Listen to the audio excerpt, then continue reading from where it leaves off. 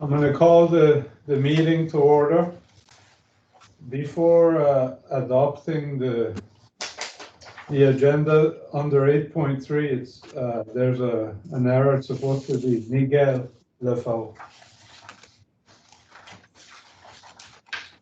So if there's nothing else, a motion to adopt the agenda is in order. I move to accept.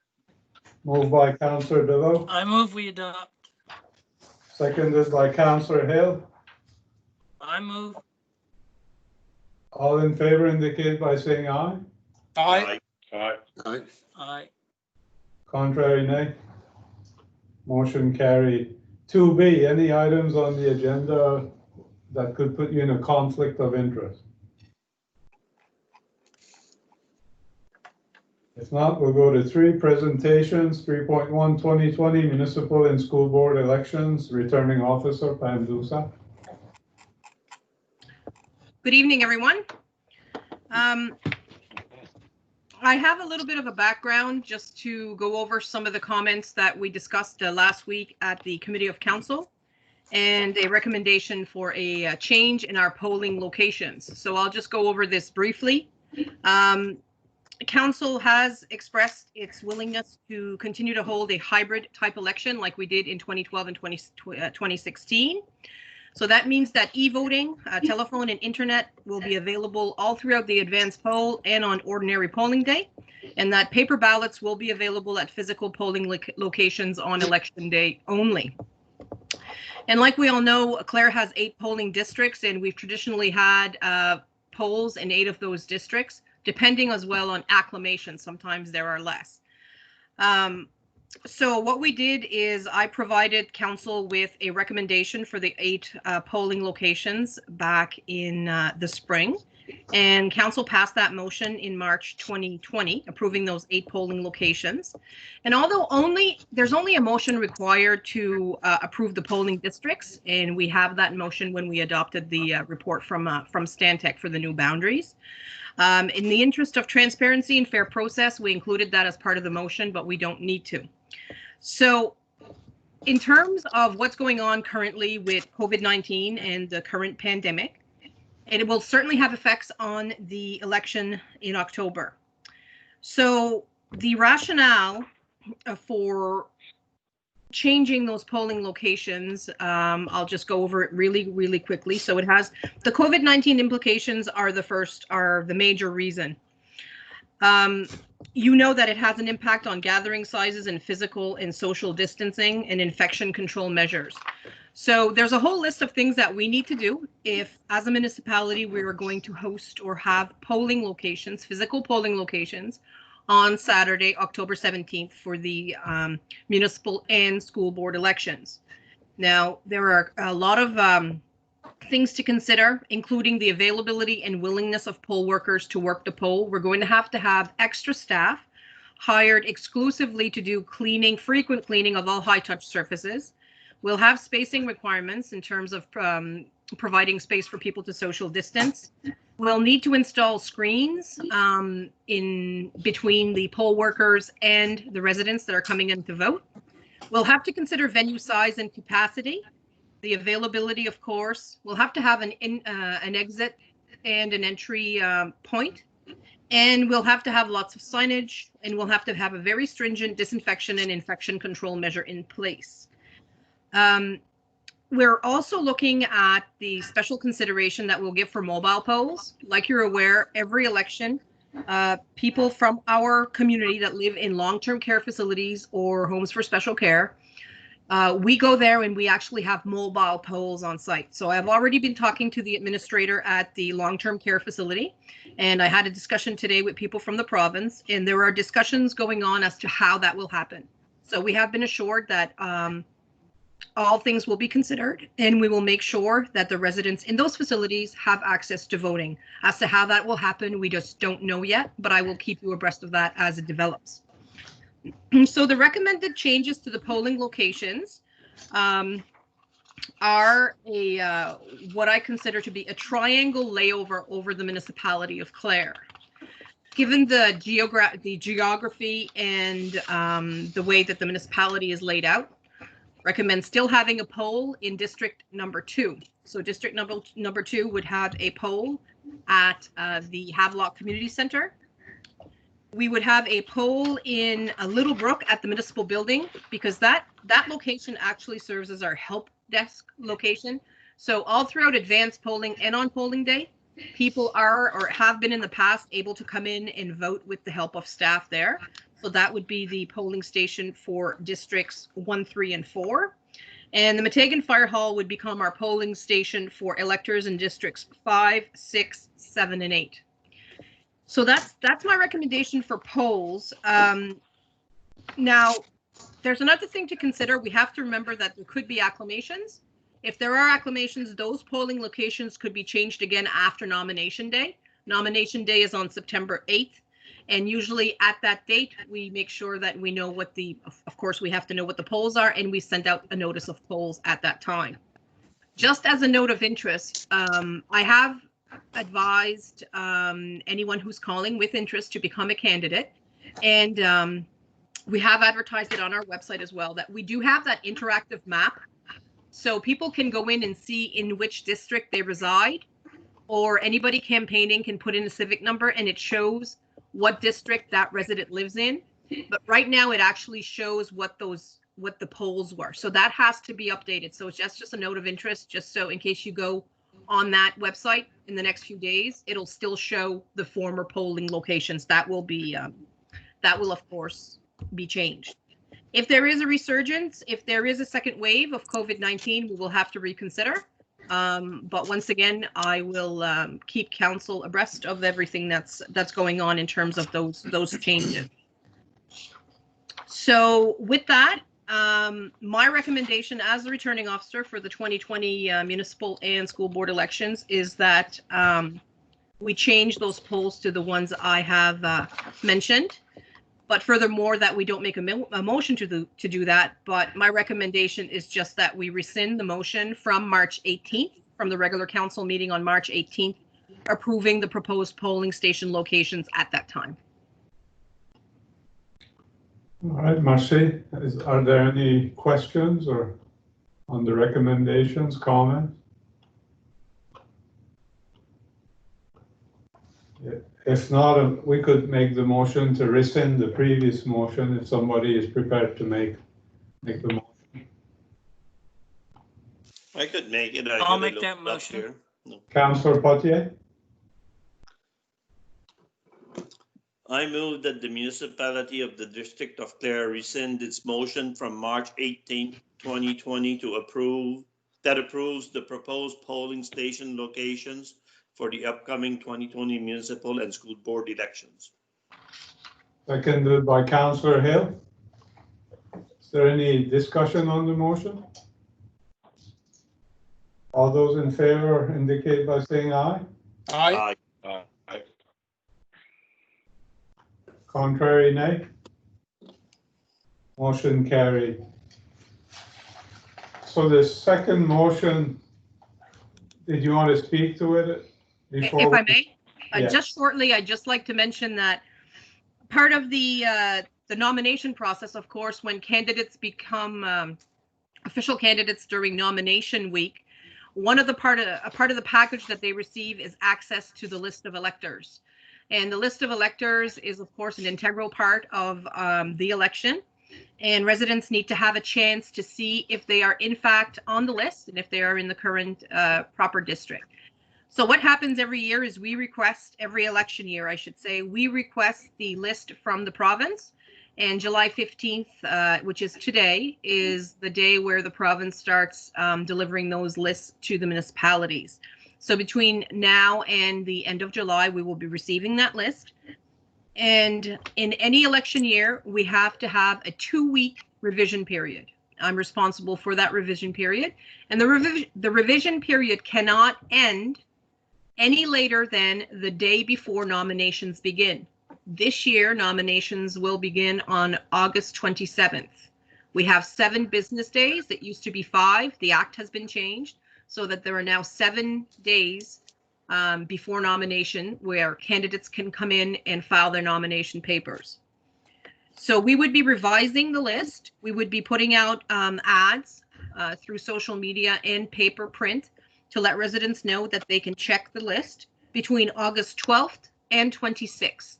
So I would recommend that the amended list of electors must be completed by August 26th of 2020.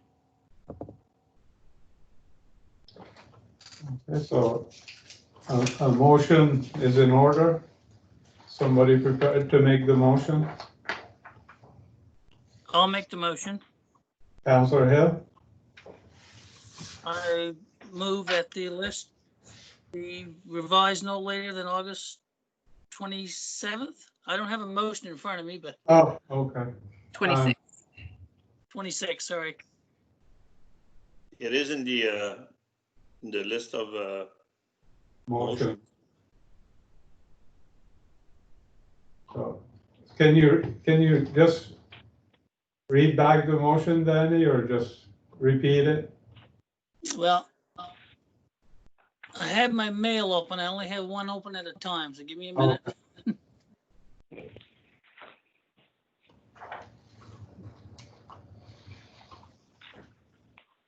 Okay. Okay. I move that the amended list of electors for the 2020 municipal and school board elections for the municipality of the District of Clare must be completed by August 26, 2020.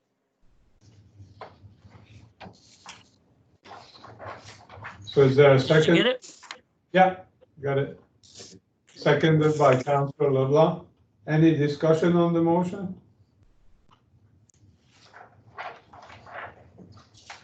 All those in favor indicate by saying aye. Aye. Aye. Contrary, nay. Motion carries.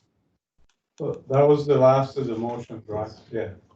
So since we have the Pam here, I don't know if there's any questions regarding the upcoming elections. If any of the councillors do have questions that they're hearing from the public, it's, I'm sure she'd be willing to answer them. Seeing none, thank you, Pam, for your presentation. Thank you. I'll just mention quickly that I am available at the number at the municipal building at 769-2031. My extension is number 237, or through email for anybody who is interested in becoming a candidate or who wants further information about the election in general, about how it's going to be run. And if there are any concerns regarding COVID-19 or anything, I'm always available to answer those questions. I know we're starting to get some interest from some residents in terms of becoming candidates or running in the election.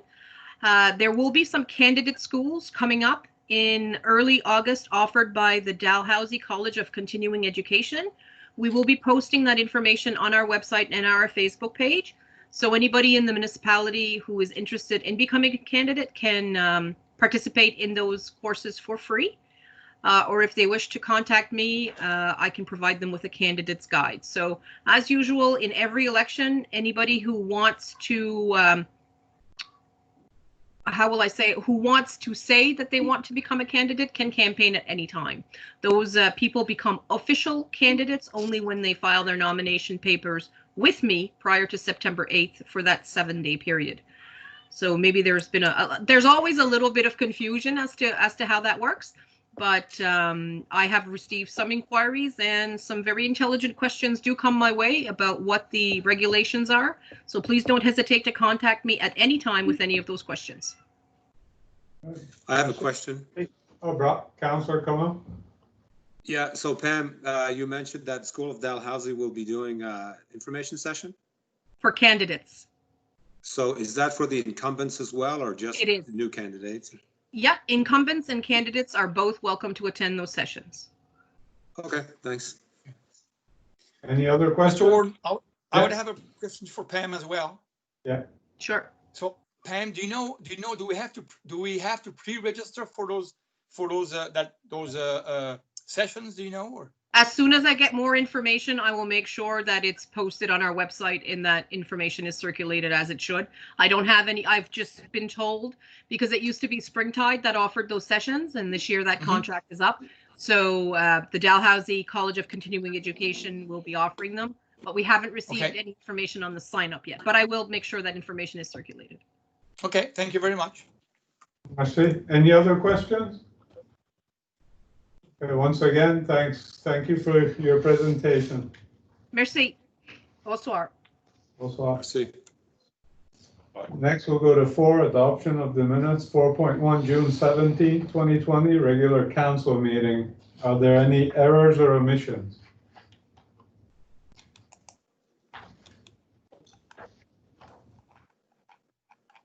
If there are none, proposed by Councillor LeBlanc.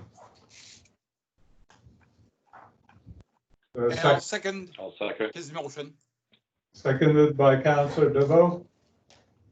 All in favor indicate by saying aye. Aye. Aye. Contrary, nay. Motion carried. 4.2, July 8, 2020, council in committee meeting. Any errors or omissions?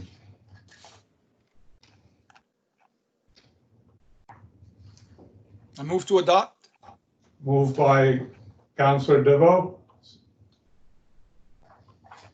Is there a seconder?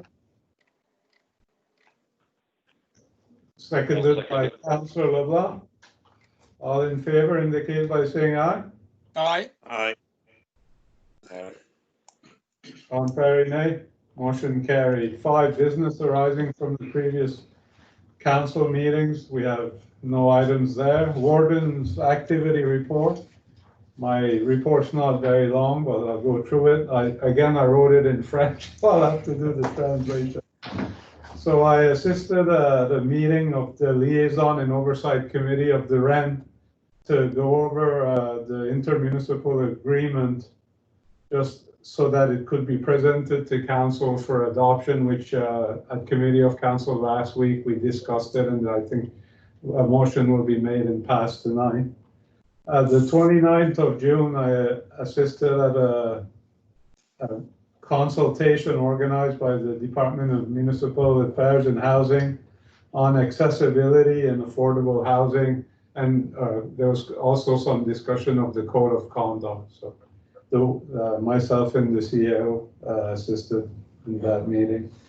The 30th of June, I assisted a committee meeting of La Société Édifice Sainte-Marie de la Pointe, the committee that's looking at the church and Church Point, with GATN, the consultants, to look at the final draft report and to come up with, I guess, next steps. So we're going to have a meeting soon to discuss further what the next steps will be.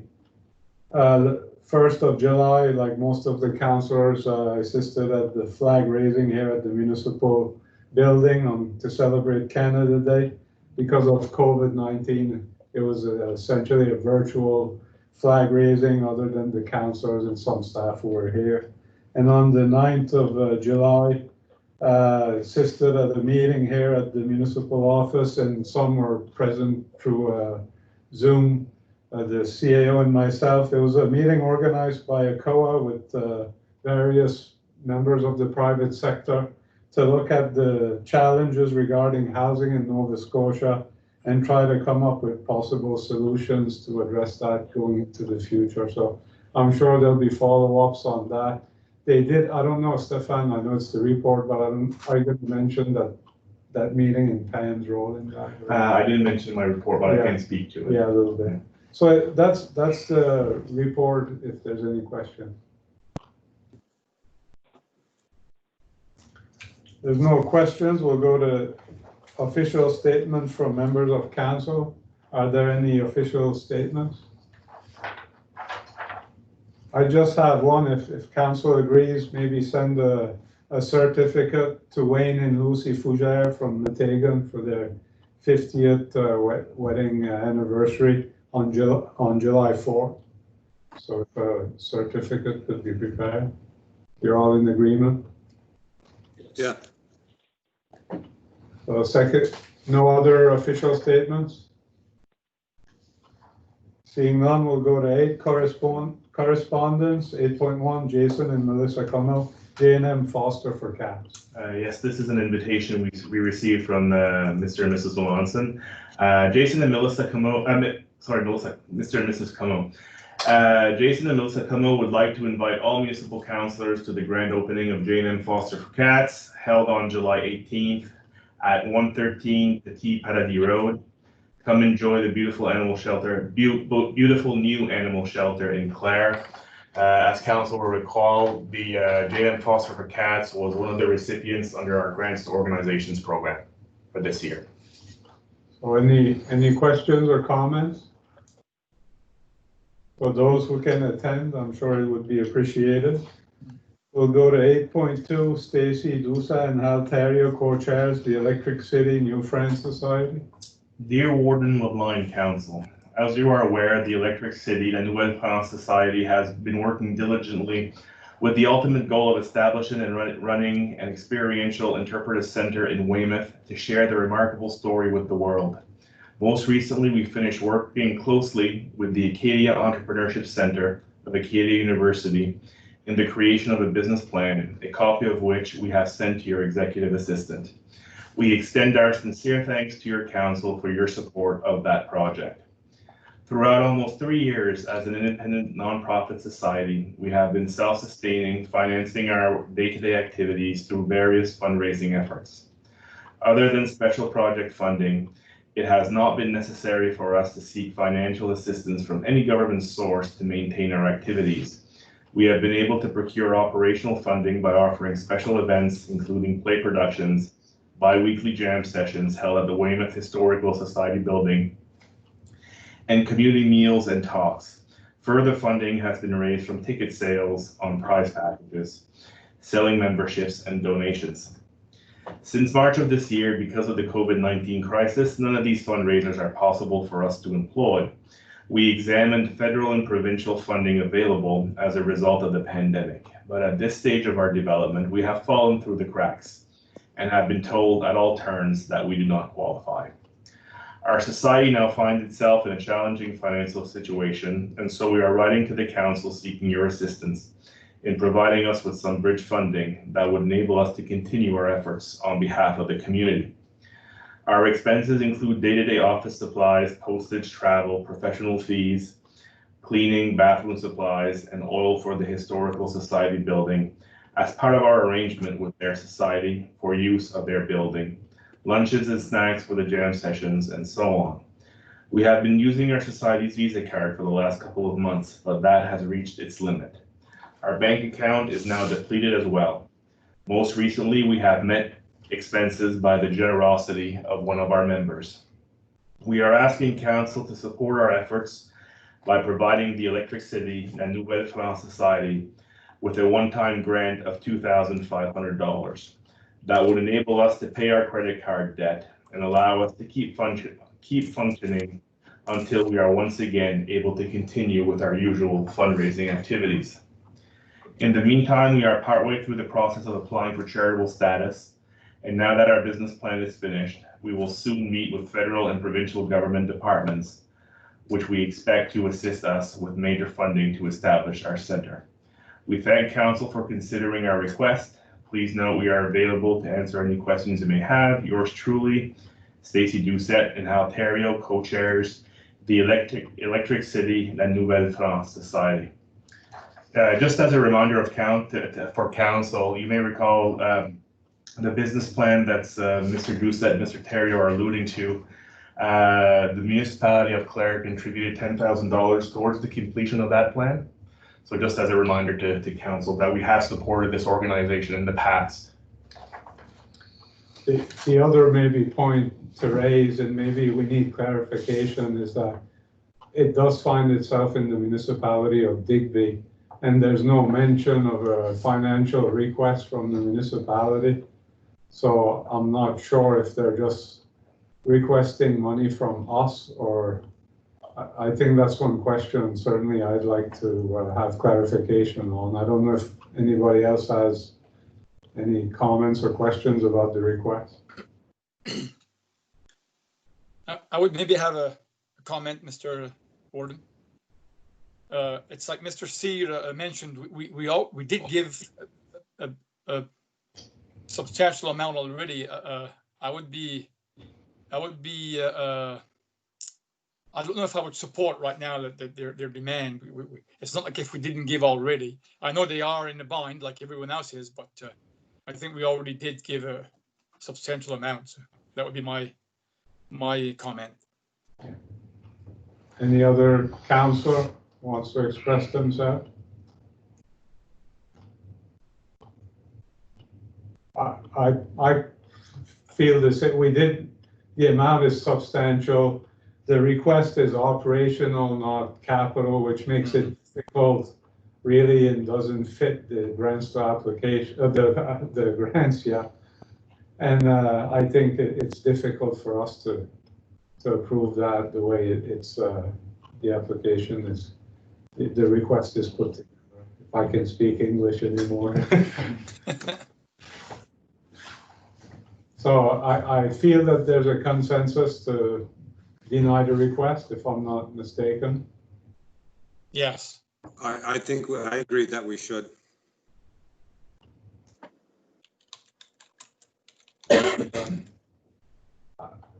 You cut out a little bit, Councillor Como. I just want to make sure that I just misread your comments. Can you repeat your comment? I said I agree that we should deny the application at this time. If they want to apply for future funding through grants to organization, maybe we could consider next year or something, but it's operational and we've, supported them in the past, like you said. So I agree. All right. So I think it's pretty clear that there's a consensus to deny the request. So we'll go to 8.3, Miguel Lefort, physiotherapist, Clare Physiotherapy Clinic. Yes. Stefan, thank you so much for your previous letter in regards to the approval of financial assistance for the creation of our summer programs with La Petite Académie and the Clare Special Olympics. Unfortunately, due to the coronavirus outbreak, we will be unable to move forward with these summer programs. We are hopeful to resume these programs next summer and will submit another proposal at the appropriate time. Thanks again for your letter in support of these programs. If you have any questions or concerns regarding this matter, please do not hesitate to contact me at the above listed contact information. Thank you. Yours sincerely, Miguel Lefort, physiotherapist. Question, commentaire, any questions on the? We'll go to 8.4, Claude Como, President, Clare Golf and Country Club. Dear Mr. Steer, please find enclosed a copy of the canceled checks along with the paid invoice for the new gang mowers. We are applying for the reimbursement of $5,000, which was approved by Council on April 15th, 2020. On behalf of the board, staff, and members, we would like to take this time to thank the municipality for the support they give to our nonprofit golf course. We certainly appreciate all your support. Sincerely, Claude Como, President, Clare Golf and Country Club. Question, commentaire, question? Ensuite, next we'll go to 8.5, Wayne Hunt, Fire Service, EMO Coordinator, Municipality of Barrington. To all municipal units in Nova Scotia, the Municipality of Barrington Fire Services would like to take this opportunity to express our thanks to the municipal units who drafted letters in support of our volunteer fire department level 1 training personal development credit application to the Department of Education and Early Childhood Development. I'm happy to announce that on May 25th, 2020, I received an email accepting the volunteer firefighting level 1 program as a personal development credit starting in the fall of 2020. More information on the personal development credit program can be found at pdc.ednet.ns.ca. I would ask that you please pass this information on to your fire departments. This program will be another tool in the recruitment toolbox and will also acknowledge the students for their volunteer service. Sincerely, Dwayne Hunt, Fire Service EMO Coordinator. Any questions or comment? Well, we'll go to 9, CAO report. Yes, my report is short this evening. Just an update on a couple of projects that are ongoing. The Tourism Public Spaces and Development and Improvement Project. So the municipality's tourism manager, Larry Peach, and I met virtually with the consultants on June 30th to review preliminary concepts and sketches of proposed recommendations for the Parc Joseph-Marie Dugas in Villevoix-Cove, La Pointe-à-Major, or more specifically La Petite Chapelle, Smuggler's Cove, Mavillette Beach, and the Cape St. Mary Lighthouse.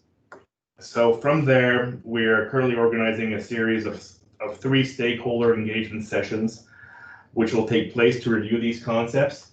The first session will be a virtual meeting with council, and we'll have to set a date, likely in the evening, for council to meet via Zoom or Teams with the consulting firm in question to review those proposals.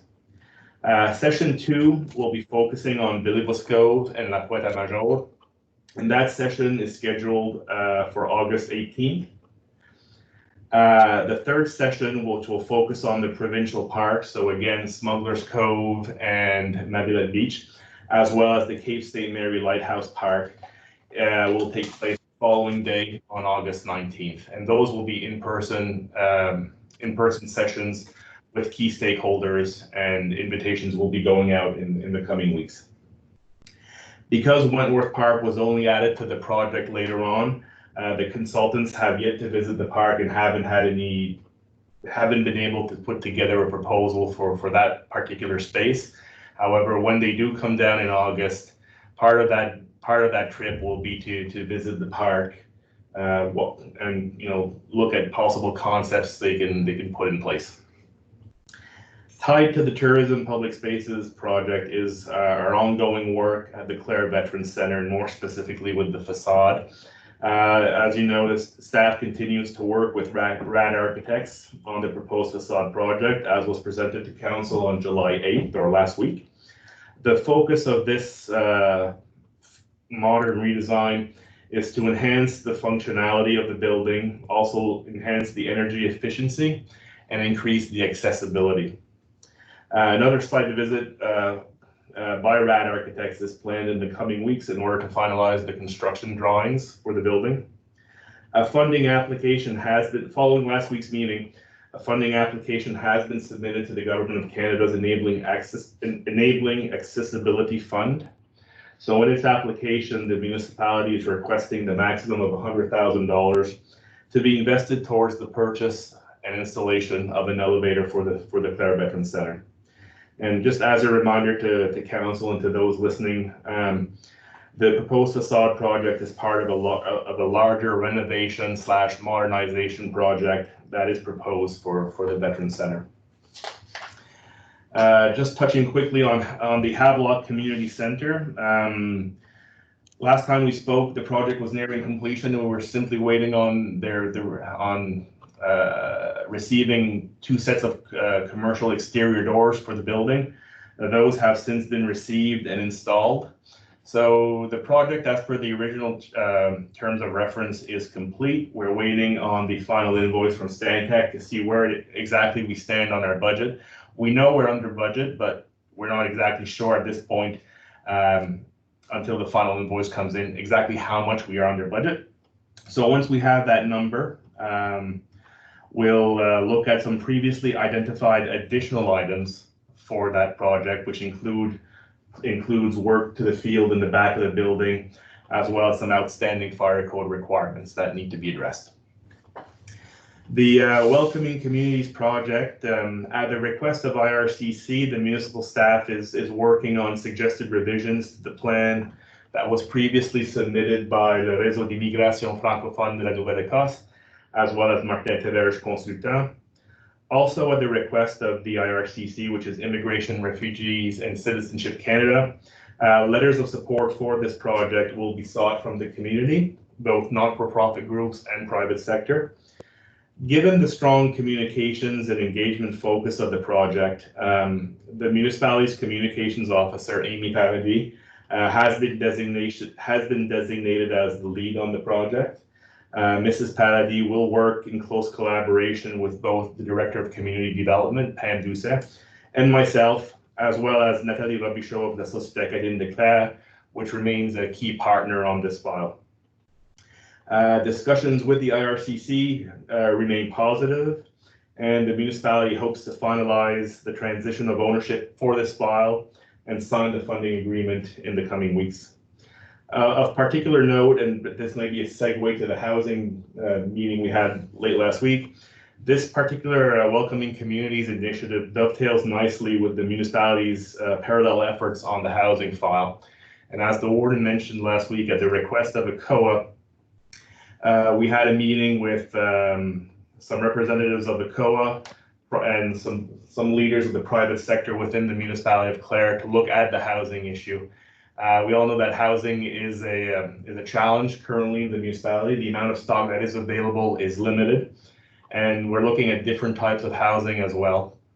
Obviously, housing for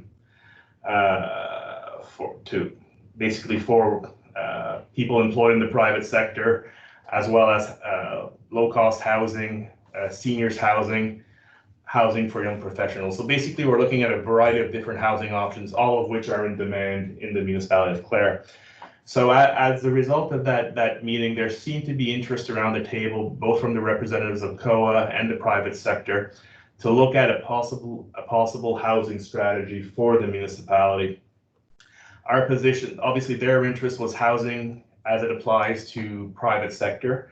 Both the warden and I agreed that if the municipality is to partner in this or take the lead on this housing initiative, that it has to look at housing in its entirety. It can't be solely private sector focused. It has to include those other groups which I mentioned earlier. So we're currently in discussions to get that off the ground, or at least see what that could look like.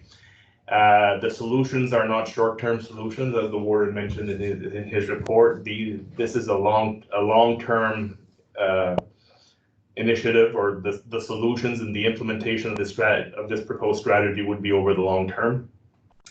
So we are pursuing that in discussions with the COA at this time. And I've spoken with our Director of Community Development, Pam Doucet, so both her and I will be actively engaged on that file moving forward.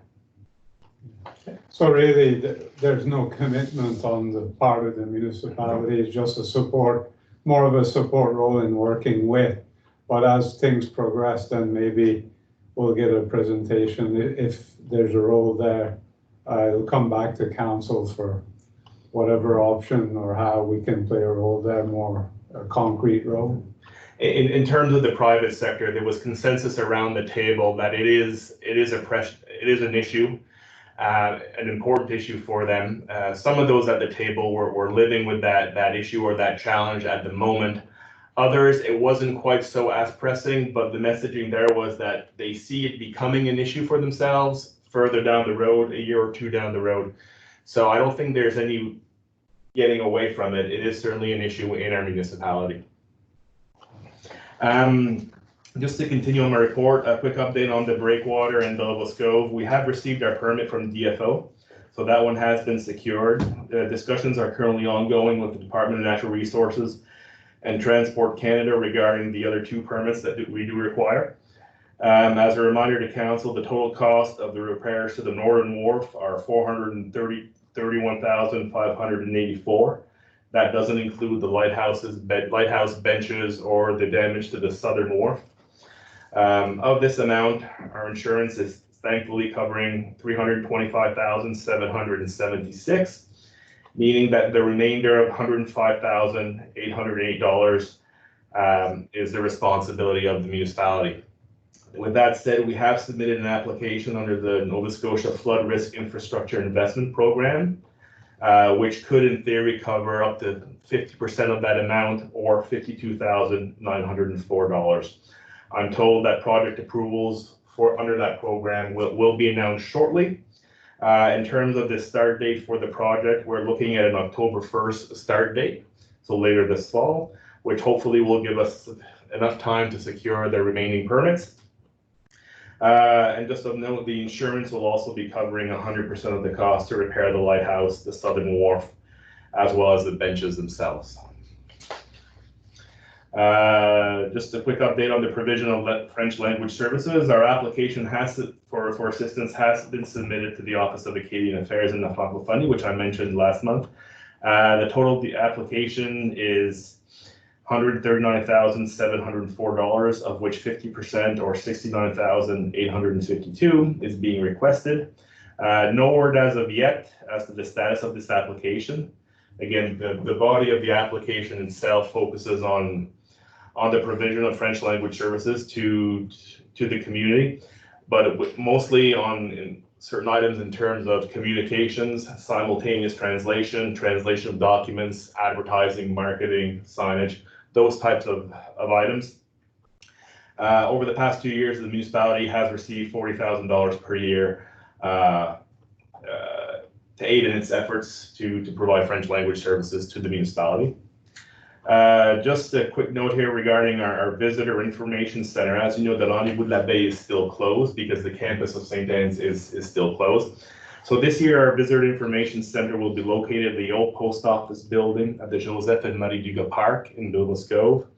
The space and associated costs are shared with La Société d'Expo Saint-Bernard as a means of helping local artists promote their works. The hours of operations are as follows: Monday 9 to 5 and Tuesdays and Saturdays 9 to 6 p.m. Chantal Surette is back with us this summer as the manager for the VIC. In terms of the operational funding, the municipality has received $7,400 from tie-ins in the province of Nova Scotia for the VIC's operations. This is a bit more than we receive normally. The rationale is to help us absorb additional costs that may be related to COVID.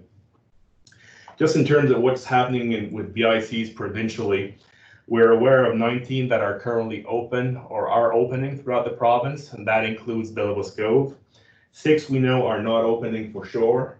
3 are going completely virtual, so no physical presence, basically just telephone and internet. And 3 are pending details, so a decision hasn't been made as of yet. Lastly, in terms of the municipality's financial position, our financial position remains sound. As of June 30th, 2020, the municipality had recorded $8,077,041 in revenues versus $2,984,247 in expenses, for a surplus of $5,092,794. Again, those aren't all cash. Some of those are recorded as revenue, but they are still showing as account receivables on our balance sheet. As of June 30th, 2020, the municipality has a balance of $2,104,154 in its operating fund, $25,200 in its capital fund, and a total reserve balance of $6,122,676.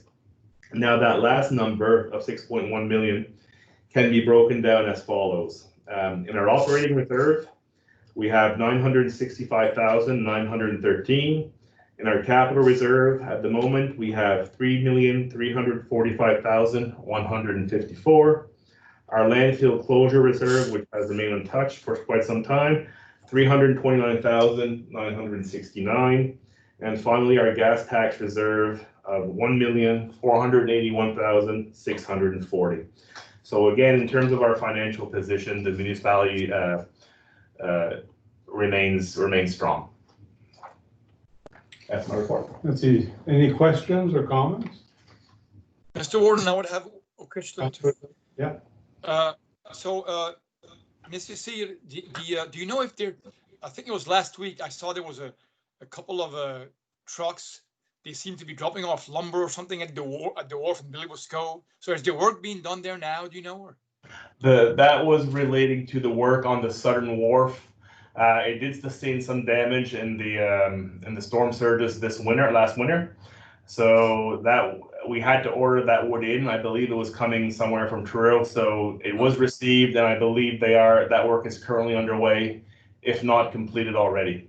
Okay, so is that part of the other project, or is that separate? It's all part of the repairs that we need to do at Villemascove. That particular piece of work is covered entirely by the insurance. Oh, okay. It was deemed eligible, so there's no direct expense to the municipality. Okay. But it's not included as part of our application to the province. Okay. Good. Okay. Thank you. Any other questions?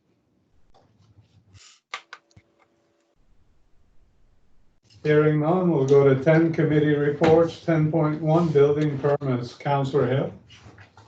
Yes, I have the report here. I just want to let you know before I begin, my internet has been in and out the last 2 or 3 days, so if you lose me, that's what's going on.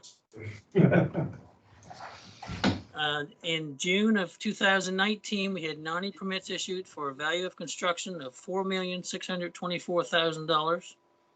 And of June of 2020, we also had 90 permits issued, but the value of construction was $5,431,000. So we're up a little over 800,000 from the previous year. That's good news. Yeah, good news. Yeah. Any questions or comments? We'll go to 10.2, Police Advisory Board, Deputy Warden Neil Dusa.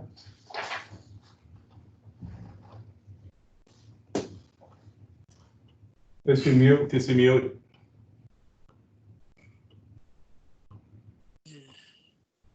Okay, hear me there? Yeah. Okay, Police Advisory Board met July 14, which was yesterday morning.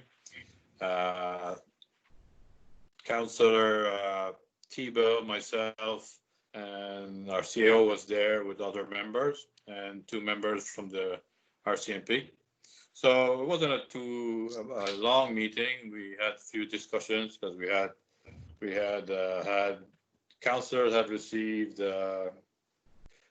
calls from different people, what's going on and stuff like that. So anyway, we talked with them. It was an informative information for us. Had it in French as well. They told us that in Clare it's pretty calm as usual, but they recently arrested a resident from Clare, had him in custody and then released. After several days, press was released this week, I guess. It took time because they wanted everything, make sure everything was well written down. So it came out, this individual was charged 10 different charges. They also said that their main concern is the security of all residents of Clare, and that's their priority. So they're doing that day by day. They're satisfied with what's going on in Clare, and that's basically it. We didn't have a long meeting or discussion. CAO, if you have anything to say with that, it's pretty well it, really. I concur. I mean, basically, it was just a chance for the Police Advisory Board to convey to the RCMP some of the concerns that they've been hearing, as well as council have been hearing with regards to this particular incident. The RCMP was very acknowledged those concerns. As the deputy ward mentioned, they reiterated that they remain active on that file, that it is in fact an ongoing investigation, but that the security of the residents of Clare remains their utmost priority. And the gentleman in question, I do believe, has a court date scheduled for August 24th. Any questions? Hearing none, we'll go to new business. 11.1, motion to approve new criteria, community recreation assistance program. Yes, at last week's committee of the whole, our recreation manager, Ann Titus, made a presentation to council regarding the criteria of the community recreation assistance program, which is a small program we have, which is delivered by our recreation department. The criteria for that program was set by council, and the entire purpose of it is to help individuals or organizations take part in recreational activities, be they in the municipality, province-wide, nationally, and in some cases internationally. Funds are available to those individuals or those organizations, and the rationale being that without those funds, they would possibly not be able to participate in those activities. Normally, the take-up on that program is much higher than it is currently. Last year, at this point, we had in excess of $9,000 already committed from that budget. The total annual budget for that program is $13,000. As of the end of June, we have yet to have one single application under that program. So the thought of our recreation manager, and I do concur, was that we look for this year only to expand the criteria, the eligibility criteria under that program to include assistance to those recreational organizations that have been impacted by COVID-19. So basically the onus would be on the individual or the organization applying to demonstrate how they have been impacted, what that impact has meant to them, to their ability to deliver programs, to participate in certain activities, what the impact has been on their budget, and so on. And then from there, a decision will be made as to whether or not we could provide some assistance to help offset those added expenses. If I'm not mistaken, the recommendation was to keep the existing, the limit of funding available up to a maximum of $1,000 per organization, and that any one individual organization could only apply once in the current fiscal year. So there seemed to be a consensus from council last week. A motion to recommend was made to amend the criteria to include assistance for COVID-19, and certainly we are recommending that this evening as well. Seeing as a motion to recommend was made last week, we need a motion tonight to approve it. Or is anybody prepared to make that motion?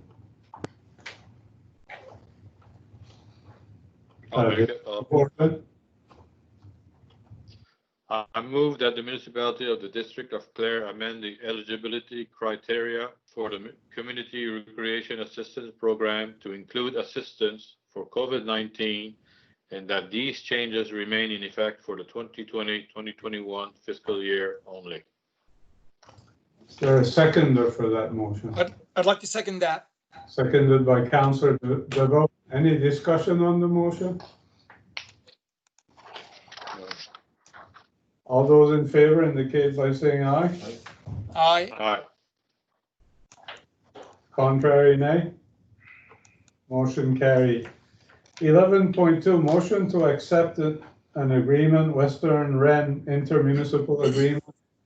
That's I mentioned that in my report, that agreement, the LOC has revised it on a number of times. It's essentially gone back to almost where it was before the revised intermunicipal agreement. So essentially, we need a motion to approve that intermunicipal agreement tonight because the deadline, I believe, is September and we have no meetings in August. So is there anybody prepared to make a motion to approve the intermunicipal agreement? I can make the motion for that. Councillor DeVoe. I move that the municipality of the District of Clare approve the Western Wren intermunicipal agreement as presented. So seconder. Seconded by Councillor LeBlanc. Any discussion or debate on the motion? I don't know if Councillor LeBlanc or the CAO wants to add anything, but I think it's been reviewed. Enough foregone. So all those in favor indicate by saying aye. Aye. Contrary, nay. Motion carried. 11.3, motion to name road Chandler's Way. Yes, we have a request for a road naming. The road is located off of Petford Lake near the Hectanooga Road. And speaking to our civic addressing officer, the proposed name of the road is consistent with the municipality's road naming policy. It is bilingual, both French and English. There is also no other similarly named road in the municipality of Clare, so it will not lead to unnecessary confusion. So the recommendation of Daniel Godin as well as myself is that council accept the recommendation to name the road Chandler's Way, or in French, Voie des Chandler. Oh, and is there somebody who wants to make that motion? I'll make the motion. Yeah. Ready? Yep. Okay. I move that the municipality of the District of Clare name the road shared by properties, property identification numbers as follows: 303-77592, 303-77527, 303-77618, 303-77576, 303-77568, 303-77550, 303-77543, 303-77535, 303-77527, 303-77519, 303-77501, 303-77493, 303-77477, 303-77469, 303-77451, and 303-77444, as follows, as mentioned by the directeur.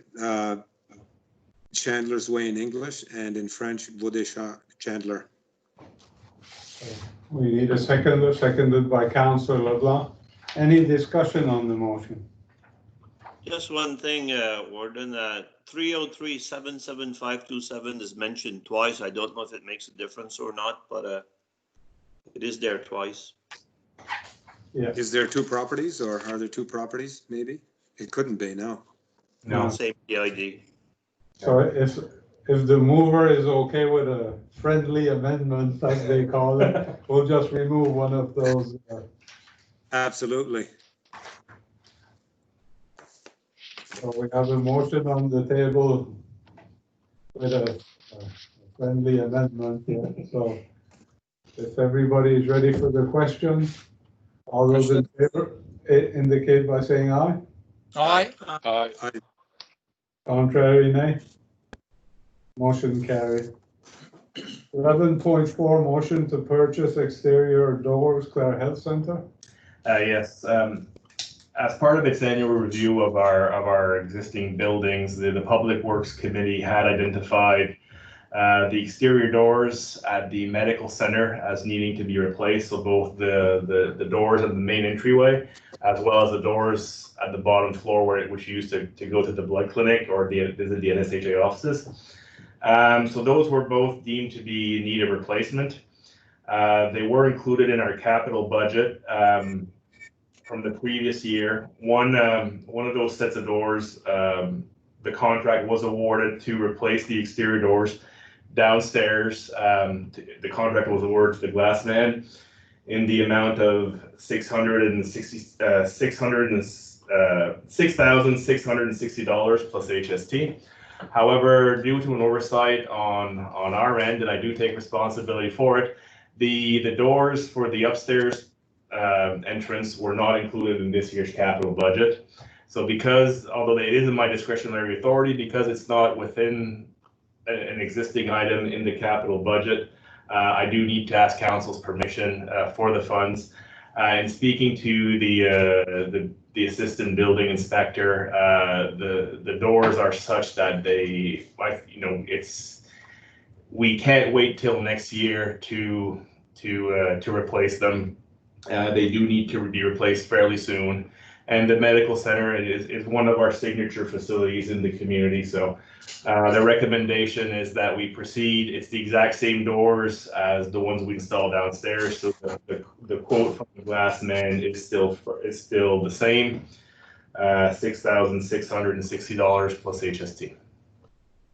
So a motion is in order. Anyone prepared to make the motion? Councillor I can make the motion. So I move that the municipality of the District of Clare award the contract to replace the exterior doors at the Clare Health Centre to the Glassman Inc., in the amount of $6,660 plus HST, and that these funds be taken from the municipality's capital reserve. Is there a seconder for the motion? I will. I'll second it. Seconded by Councillor Potier. Any discussion? All in favor indicate by saying aye. Aye. Contrary, nay. Motion carried. 11.5, motion to renew contract, Nova Scotia SPCA. Yes, we discussed this at length at the last week at the committee of the whole meeting, but just to summarize quickly, our 3-year contract with the Nova Scotia SPCA for the enforcement of our dog bylaw is set to expire at the end of the month, at which time it will go month to month until it's renewed. I have had discussions with Constable Joanne Landsberg, who is my main contact with the Nova Scotia SPCA. She's also the chief provincial inspector with the Nova Scotia SPCA. They're prepared essentially to renew our contract based on the existing terms or our current terms. So basically, the cost would be renewed at $1,800 per month, which would include after-hours service as well. Just to give some insights as to call volumes, over the past 3 years, there have been a total of 84 incidents that have been reported to the Nova Scotia SPCA, to which they've responded. They were able also to take in 27 animals from the municipality of Clare as well.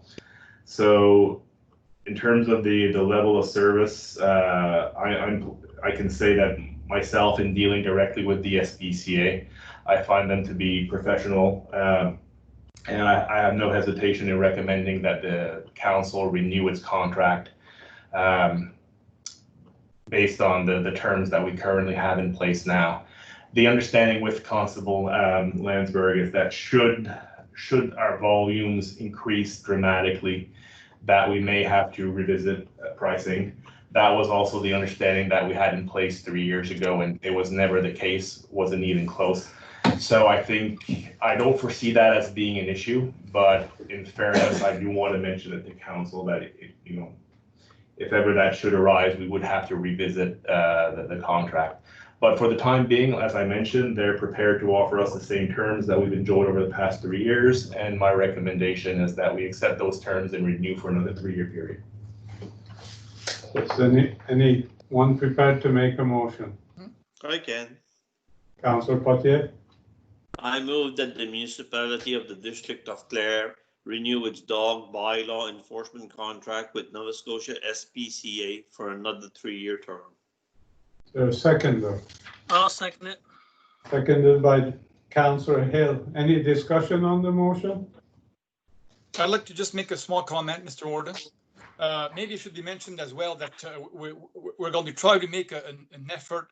I think it has been a problem that a lot of people didn't know or weren't aware too well of the phone number or where to call.